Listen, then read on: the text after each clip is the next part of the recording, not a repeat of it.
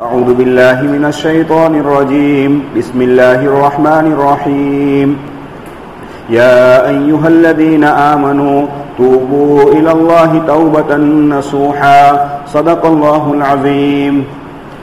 عزیز بھائیو، دوستو، بزرگو، اللہ رب العزت کا بہت ہی فضل اور کرم کہ اللہ تعالیٰ نے رمضان کا عظیم مہینہ مجھے اور آپ کو مرحمت فرمایا۔ یہ اللہ ہی کا فضل ہے۔ ہم سب جانتے ہیں کہ اللہ کے نبی صلی اللہ علیہ وسلم رمضان کے 2 مہینے پہلے جب رجب کا چاند ہوتا تھا تو آپ صلی اللہ علیہ وسلم اللہ سے دعا کرتے تھے، اللہم بارک لنا فی رجب و شعبان وبلغنا رمضان، کہ اللہ رجب اور شعبان میں برکت دے اور رمضان تک پہنچا دے۔ اللہ کے نبی صلی اللہ علیہ وسلم یہ دعا پڑھا کرتے تھے۔ تو اللہ کا شکر اور احسان کہ اللہ نے رمضان تک ہمیں پہنچا دیا۔ ذرا غور کرنے کی بات یہ ہے کہ گزشتہ رمضان میں بہت سارے لوگ ہماری بوڈھان بستی میں تھے، اس رمضان میں نہیں ہیں۔ بہت سارے لوگ گزشتہ رمضان میں مسجد میں تراویح پڑھ رہے تھے، قرآن پڑھ رہے تھے، اعمال کر رہے تھے، روزے رکھ رہے تھے، اس رمضان میں نہیں ہیں، قبر کے حوالے ہو چکے ہیں، اللہ کو پیارے ہو چکے ہیں، ایک سبحان اللہ پڑھنے کے محتاج ہو گئے ہیں۔ اللہ نے ہمیں زندہ رکھا، رمضان تک پہنچایا، یہ اللہ کا کتنا بڑا ہم پر، مجھ پر اور آپ پر کرم ہے کہ اللہ نے ہمیں زندہ رکھا اور اعمال کرنے کی توفیق دی اور رمضان جیسا مبارک مہینہ عطا فرمایا۔ اتنا مبارک مہینہ ہے کہ اللہ والوں کے بارے میں لکھا کہ کانو یدعون اللہ ستۃ اشہر، رمضان کے 6 مہینے پہلے سے اللہ سے یہ دعا کرتے کہ اللہ رمضان تک پہنچا دے۔ رمضان کے 6 مہینے پہلے سے اللہ سے دعا مانگنا شروع کرتے کہ اللہ رمضان تک پہنچا دے۔ ثم یدعون اللہ ستۃ اشہر ان یتقبل منہم، اور جب رمضان ختم ہو جاتا تو رمضان کے ختم ہونے کے بعد 6 مہینے تک اللہ سے دعا کرتے کہ اللہ رمضان میں جو اعمال کی تو نے توفیق دی ان اعمال کو تو قبول کر لے۔ گویا کہ پورا سال رمضان ہی کی فکر میں جاتا، 6 مہینے رمضان تک پہنچنے کی دعا میں اور 6 مہینے رمضان کے اعمال کی قبولیت کی دعا میں۔ ان کے نزدیک رمضان اتنا قیمتی تھا، تو ایسا مبارک مہینہ اللہ نے ہمیں عطا فرمایا۔ ابن جوزی رحمۃ اللہ علیہ نے عجیب بات لکھی، یوں فرماتے ہیں تاللہ لو قیل لاہل القبور تمنوا لتمنوا یوما من رمضان، کہ اگر بالفرض مان لو، ایک سوچ لو ایسا، بالفرض اگر قبر والے سے کہا جائے کہ کوئی تمنا کرنی ہے تجھے تو کوئی تمنا کر لے، لتمنوا یوما من رمضان، کہا کہ وہ قبر والا یہ تمنا کرے گا کہ کاش رمضان کا ایک دن ہمیں مل جائے، کیونکہ قبر میں جا کر رمضان کے اثرات، برکات، ثواب کو وہ دیکھ چکا ہے، تو وہ یہ تمنا کرے گا کہ کاش دنیا میں لوٹایا جائے اور رمضان کا ایک دن ہمیں مل جائے۔ تو رمضان اتنا مبارک اور برکت والا مہینہ مجھے اور آپ کو اللہ نے عطا فرمایا۔ اللہ ہمیں اس کی قدر کرنے کی توفیق عطا فرمائے۔ ہو سکتا ہے میری اور آپ کی زندگی کا یہ آخری رمضان ہو، ہم میں سے کسی کو بھروسہ نہیں ہے۔ رمضان تو بہت دور کی بات میرے بھائی، آئندہ کل کا نکلنے والا سورج ہم میں سے کون دیکھے گا کون نہیں دیکھے گا ہم میں سے کوئی بتا نہیں سکتا ہے۔ یہ ہماری زندگی کا حال ہے میرے بھائی۔ اب جس کو پتا چل جائے کہ زندگی کا آخری رمضان ہے، وہ انسان کیسے رمضان کو گزارے گا؟ بس یہ نہیں، ویسا رمضان ہمیں گزارنے کی ضرورت ہے۔ زندگی میں بہت سارے رمضان آئے اور چلے گئے، لیکن جہاں عید کا چاند ہوتا ہے ہماری زندگی ویسی کی ویسی ہو جاتی ہے۔ اس کی وجہ کیا ہے میرے بھائی؟ قرآن کریم یوں فرماتا ہے کہ یا ایھا الذین آمنوا کتب علیکم الصیام کما کتب علی الذین من قبلکم لعلکم تتقون۔ رمضان اور روزے کا مقصد قرآن نے بیان فرمایا کہ لعلکم تتقون، تاکہ تمہارے اندر اللہ کا خوف، اللہ کا ڈر آ جائے۔ مفسرین نے عجیب بات بیان فرمائی میرے بھائی، یوں کہا کہ دیکھو رمضان کے اندر 40 ڈگری کی باہر گرمی پڑ رہی ہے، پیاس سخت لگی ہوئی ہے، اے سی والے کمرے میں ہم بیٹھے ہوئے ہیں، کوئی دیکھنے والا بھی نہیں ہے، پھر بھی انسان چاہے کیسا بھی مسلمان ہوگا پھر بھی وہ بہت پیاس لگی، کوئی دیکھنے والا نہیں اور شدت پیاس ہے، ٹھنڈا پانی موجود ہے، کوئی بھی مسلمان پانی نہیں پیے گا۔ کس چیز نے اس کو روکا میرے بھائی؟ دیکھنے والا تو کوئی نہیں ہے، کہا کہ کوئی نہیں دیکھ رہا ہے لیکن اللہ تو دیکھ رہا ہے۔ اسی کا نام تقویٰ ہے، اور رمضان کے ذریعے یہی مشق کروائی جا رہی ہے مجھ سے اور آپ سے کہ جیسے ہم نے رمضان کے اندر یہ سوچا کہ اللہ ہمیں دیکھ رہا ہے، کوئی دیکھنے والا دنیا کا نہیں ہے، پھر بھی ہم پانی نہیں پی رہے پیاس لگنے کے باوجود بھی، کیونکہ اللہ دیکھ رہا ہے، ہماری باقی کی زندگی بھی وہی حالت پر آ جائے کہ میرا اللہ مجھے دیکھ رہا ہے۔ یہ ہے روزے کا مقصد میرے بھائی، اس کو ہی ہم نے نہیں سمجھا ہے تو رمضان زندگی میں آتے ہیں اور جیسے عید کا چاند ہوتا ہے ہمارا چاند مسجد سے غائب ہو جاتا ہے۔ ایسا ہی ہو رہا ہے کیونکہ ہم نے مقصد کو نہیں سمجھا۔ قرآن نے بیان فرمایا کہ لعلکم تتقون، ہمارے اندر اللہ کا خوف اور ڈر آ جائے کہ اللہ ہمیں دیکھ رہا ہے، کہ میں اللہ کے سامنے کھڑا ہوں، تو جب انسان ایسا سوچ رہا ہے تو رمضان کے اندر روزہ رکھنا آسان، وہی اللہ پورے 24 گھنٹے 365 دن ہر گھڑی ہر سیکنڈ مجھے اور آپ کو دیکھ رہا ہے، ہماری زندگی یہی خوف والی ہو جائے کہ میرا اللہ مجھے دیکھ رہا ہے۔ یہ ہے روزے کا مقصد میرے بھائی، اس کو کہتے ہیں تقویٰ۔ جب انسان کے اندر تقویٰ آئے گا تو انسان جب جیسے روزے کے اندر تقویٰ حاصل کر رہا ہے، یہ روزے کے ذریعے ہمیں مشق کرائی جا رہی ہے۔ اسی لیے اللہ والے فرماتے ہیں کہ جیسے رمضان گزاریں گے باقی کے 11 مہینے ویسے گزریں گے۔ تو یہ مہینہ اللہ نے مجھے اور آپ کو عطا فرمایا، یہ تقوی کو حاصل کرنے کا مہینہ ہے۔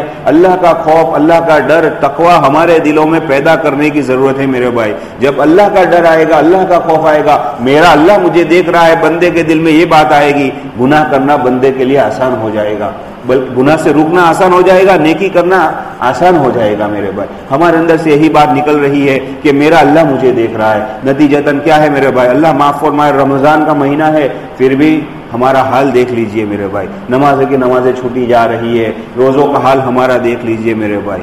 تو یہ ہے ہمارا حال رمضان کے ساتھ۔ جیسے میں نے پہلے فرمایا کہ رمضان کو یعنی کتنا اہم مہینہ اللہ نے مجھے اور آپ کو عطا فرمایا، ایک عملی مشق عطا فرمائی میرے بھائی۔ تو ہمیں اپنے رمضان کو صحیح گزارنے کی ضرورت ہے۔ دیکھو اے سی چل رہا ہے، شاندار کولنگ ہو رہا ہے، اب اگر سب دروازے اور کھڑکی کھول دی جائے اور پھر کہے کہ کولنگ نہیں ہو رہا، اتنے زیادہ اے سی لگا ہے، کوئی ٹیکنیشین کو بلاؤ کہ بھائی اے سی فیل ہو رہا ہے، گرمی پڑ رہی ہے، اتنے زیادہ اے سی، وہ آپ کو پہلے ہی بیان فرمائے گا، وہ پہلے ہی کہے گا بھائی آپ نے سب کھڑکی دروازے کھول دیے اور آپ چاہتے ہیں کولنگ ہو تو کیسے ہو سکتا ہے؟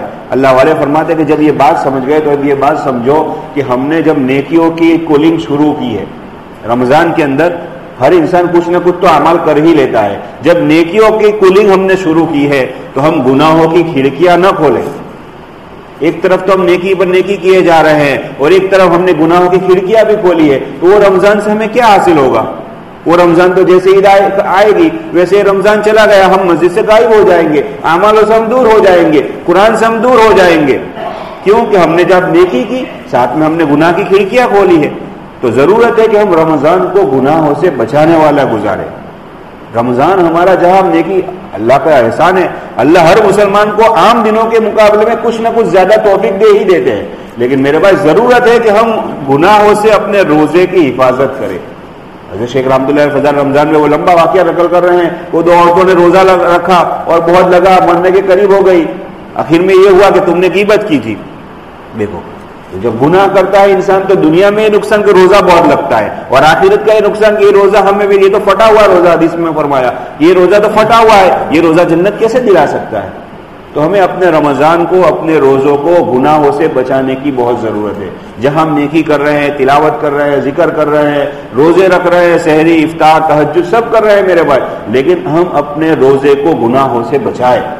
کچھ نہیں کر سکتے۔ جلیل القدر تابعی یوں فرماتے ہیں کہ انسان رمضان کے اندر نیکی نیکی میں ہوتا ہے۔ جب انسان روزہ رکھتا ہے تو نیکی ہی نیکی ہے، وہ سو جاتا ہے تو ابھی اس کے لیے نیکی لکھی جاتی ہے رمضان کے اندر، سوائے یہ کہ وہ کسی کی غیبت نہ کرے، غیبت کرے گا تو وہ ثواب چلا جائے گا۔ تو ہم اپنی زبان کو خاص کر کے رمضان میں کنٹرول میں رکھیں۔ رمضان کے علاوہ بھی کنٹرول رکھنا ہے، لیکن رمضان میں روزے کی حالت میں میرے بھائی ہماری زبانوں کو ہم کنٹرول میں رکھیں۔ ایک طرف ہم نے روزہ رکھا، اتنی گرمی کا روزہ رکھ رہے ہیں، اللہ کا احسان ہے میرے بھائی، اور ایک طرف ہم گناہ پر گناہ کیے جا رہے ہیں، تو پھر ہمیں کیا حاصل ہوا؟ تو ضرورت ہے کہ ہم اپنے رمضان کو گناہوں سے بچائیں، خاص طور پر زبان کے گناہ سے ہم اپنے آپ کو بچائیں۔ یہ گناہ ایسے ہیں کہ جس کو ہماری توجہ گناہ کی طرف بھی نہیں جاتی ہے، تو ضرورت ہے کہ ہم اپنے روزے کو گناہ سے بچائیں۔ اور اللہ جو بھی توفیق دے میرے بھائی، خاص کر کے رمضان کا مہینہ یہ تو اعمال کا مہینہ ہے، خصوصاً رمضان کے اندر قرآن کو بہت تعلق ہے۔ شہر رمضان الذی انزل فیہ القرآن، رمضان کا مہینہ وہ ہے جس میں قرآن نازل کیا گیا۔ اللہ کے نبی صلی اللہ علیہ وسلم حضرت جبریل کا دور کرنا مشہور روایت ہے، تو رمضان کے قرآن کے ساتھ خاص تعلق ہے میرے بھائی۔ امام شافعی رحمۃ اللہ علیہ کے بارے میں نہیں پڑھا، رمضان میں 61 قرآن ختم کرتے تھے۔ امام نووی بڑے محدث ہے، مسلم شریف کے شارح ہیں، الاذکار مشہور کتاب ہے، اس میں یوں لکھتے ہیں کہ ہمیں قرآن کی زیادہ سے زیادہ جو مقدار پہنچی صحیح سند کے ساتھ، وہ کہا کہ ابن کاتب صوفی رحمۃ اللہ علیہ سے پہنچی۔ آپ تعجب کرو گے، امام نووی بڑے محدث ہے، وہ یوں فرماتے ہیں کہ ابن کاتب صوفی رحمۃ اللہ علیہ سب سے زیادہ قرآن کی جو مقدار پہنچی ان کے بارے میں، روزانہ 24 گھنٹے میں 8 قرآن ختم کرتے تھے۔ وہ بھی ہمارے جیسے انسان تھے، سماج تھا، سوسائٹی تھی، معاشرہ تھا، فیملی تھی، سب کچھ تھا، 24 گھنٹے میں 8 قرآن ختم کرتے تھے. بتاؤ میرے بھائی 8 پارے پڑھنا کتنا مشکل ہو جائے ہمارے لیے 24 گھنٹے میں, اور کرنے والے کے لیے سب راستے کھلے ہیں میرے بھائی. آج بھی ایسے لوگ ہمارے علاقے میں بستیوں میں موجود ہے کہ جو برسوں سے جن کا معمول ہے روزانہ ایک قرآن ختم کرنے کا. ایسے لوگ آج بھی ہے ہمارے معاشرے میں, ہمارے علاقے میں میرے بھائی. جب انسان ارادہ کرتا ہے اللہ آسان کرتا ہے. یہی اشکال ہوا تھا کہ 8 قرآن کیسے پڑھتے ہوں گے. ہوتا ہے نا بھائی, بعض اللہ والوں کے بارے میں رات میں شروع کیا اور فجر تک قرآن ختم کر دیا. کیسے ہو رہا ہے یہ 8 قرآن کیسے؟ امام شافعی کہتے ہیں 61 قرآن رمضان میں کیسے ہو رہا ہے. یہی اشکال کیا تھا اسماعیل شہید رحمۃ اللہ علیہ سے ان زمانے کے لوگوں نے, قریب زمانے کے بزرگ گزرے ہیں. انہوں نے کہا کہ اگر آپ کو یہ سوال ہوتا ہے تو آئندہ کل دہلی کی جامع مسجد آج بھی ہے, کہا کہ عصر کی نماز میں وہاں حاضر ہو جانا. پورا مجمع حاضر ہوا. نماز کے بعد انہوں نے قرآن پڑھنا شروع کیا. الحمدللہ رب العالمین الرحمن الرحیم.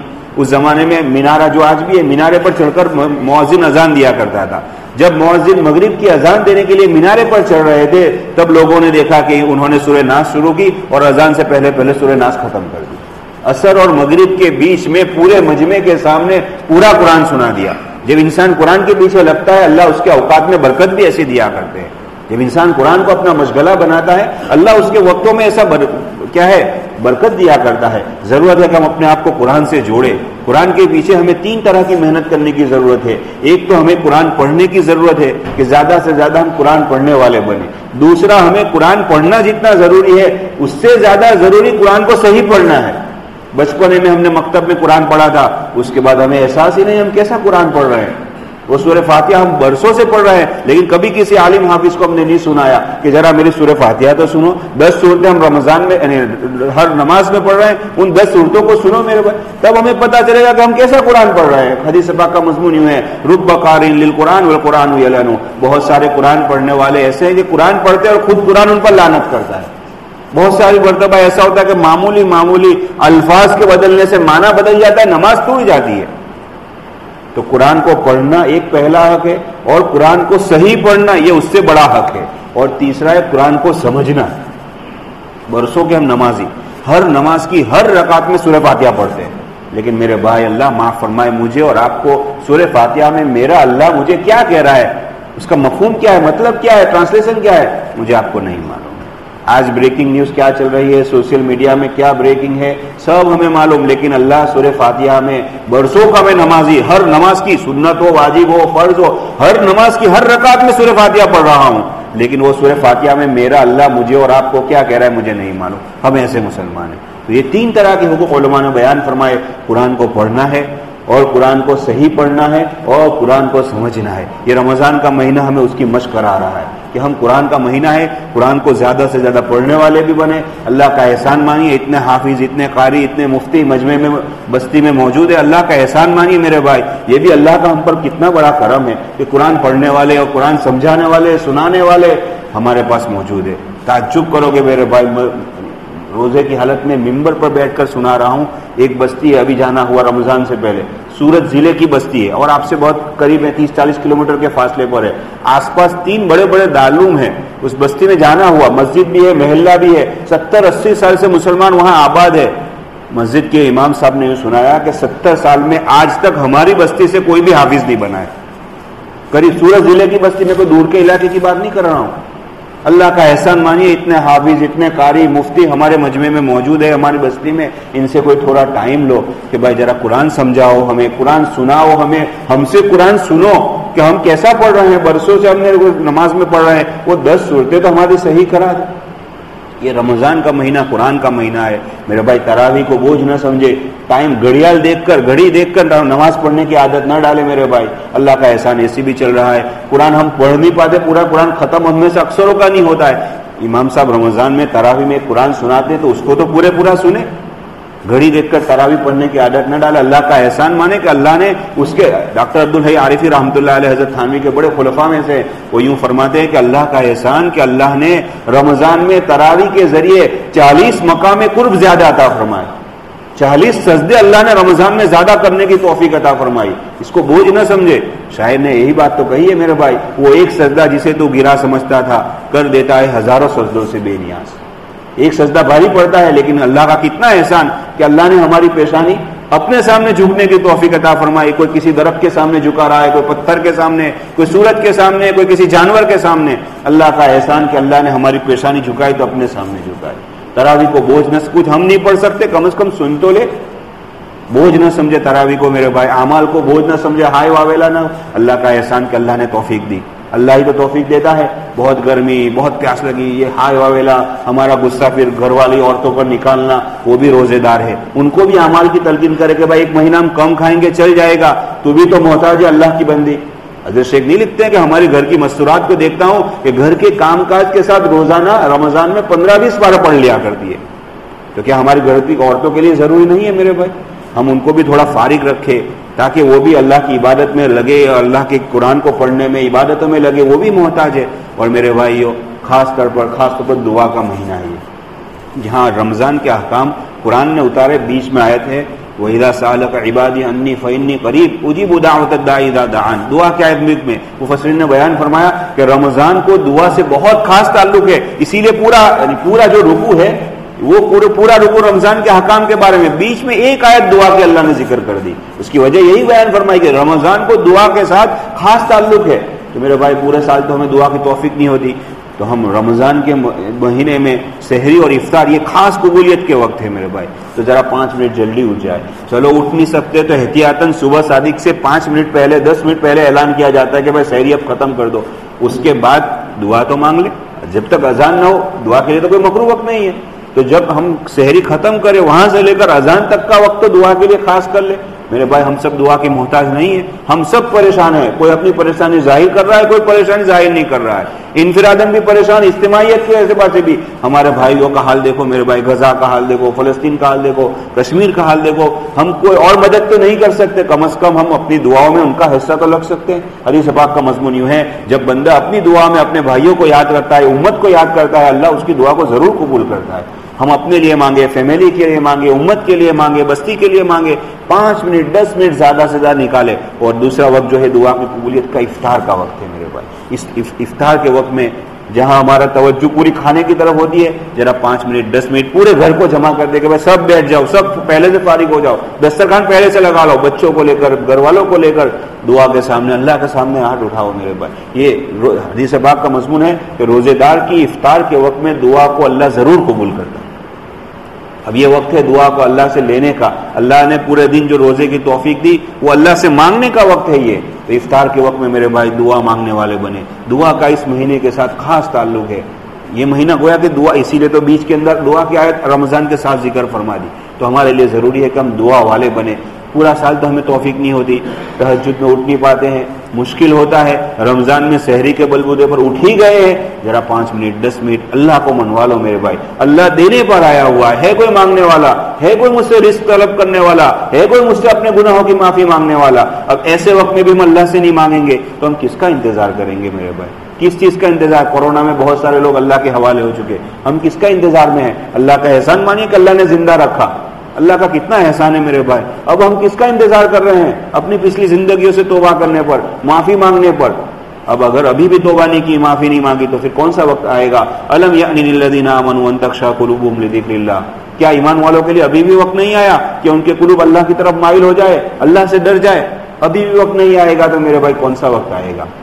یہ رمضان کا مبارک مہینہ اور یہ روزے, یہ تراویح, اس کے ذریعے اللہ ہمیں یہی پیغام دینا چاہ رہے ہیں کہ میرے بندے 11 مہینے تو نے بہت کیا, میری نافرمانی کی, مجھ سے دور رہا, مسجد سے دور رہا, میرے کلام سے دور رہا. آجا میرے بندے آجا, میری رحمت موصلہ دھار برس رہی ہے. سیزن کا مہینہ ہے, نیکیوں کی سیزن ہے میرے بھائی. عقل مند تاجر وہ ہوتا ہے جو سیزن کے مہینے میں زیادہ سے زیادہ کما لے. تو یہ نیکیوں کی ایک فرض 70 فرضوں کے برابر. رمضان میں ایک فرض کا ادا کرنا غیر رمضان میں 70 فرضوں کے برابر, اور ایک نفل کا ادا کرنا ایک فرض کے برابر. کتنا ثواب ہے میرے بھائی. اس لیے بعض اللہ والے نے کہا کہ اگر کچھ بھی نہیں ہو سکتا, کچھ بھی نہیں ہو سکتا, تو کم از کم 5 نمازیں پوری پڑھ لے. پوری پڑھنے کا مطلب جیسے فجر میں 4 رکعت ہے, 2 سنت 2 فرض, ظہر میں 12 رکعت ہے تو وہ 12 رکعت پوری پڑھے. عصر میں 8 رکعت ہے, مغرب کے اندر 7 رکعت ہے, تو یہ نماز ہے. عشاء کی 17 رکعت پوری نماز پڑھ لے. کچھ نہیں کر سکتے, گناہ سے اپنے آپ کو بچائے, یہ 5 نمازیں پوری پڑھ لے. انشاءاللہ اس کا بھی اثر ہوگا کہ اللہ باقی کے پورے سال نماز کی ہمیں توفیق عطا فرمائے گا۔ اب ہمارے پاس نماز کے علاوہ رہا بھی کیا ہے میرے بھائی؟ ایک نماز ہی تو ہے اللہ سے لینے کا ذریعہ۔ تو میرے بھائی خلاصہ کلام کہ رمضان کا بہت اہم مہینہ، مبارک مہینہ، برکت والا مہینہ اللہ نے ہمیں عطا فرمایا ہے۔ ہو سکتا ہے زندگی کا، میری اور آپ کی زندگی کا آخری رمضان ہو، ہم میں سے کسی کو بھروسہ نہیں ہے۔ اس رمضان کی ایک ایک سیکنڈ، ایک ایک گھڑی کو وصول کرنے کی ضرورت ہے۔ مفتی محمد شفیع صاحب رحمۃ اللہ علیہ کا جملہ کہہ کر بات پورا کرے۔ مفتی محمد شفیع صاحب مفتی اعظم ہیں، یوں فرماتے ہیں قرآن ختم کرنا مقصود نہیں ہے، قرآن میں زندگی ختم کرنا مقصود ہے۔ رمضان میں تو بہت 5 قرآن 10 قرآن پڑھ لیا، رمضان کے بعد ویسے ہی رکھ دیے۔ نہیں میرے بھائی، پورا سال روزانہ قرآن کی پابندی کرے۔ قرآن ختم کرنا مقصود نہیں ہے، قرآن میں زندگی ختم کرنا مقصود ہے۔ اللہ تعالی ہمیں عمل کی توفیق عطا فرمائے، آمین۔ وآخر دعوانا الحمدللہ رب العالمین۔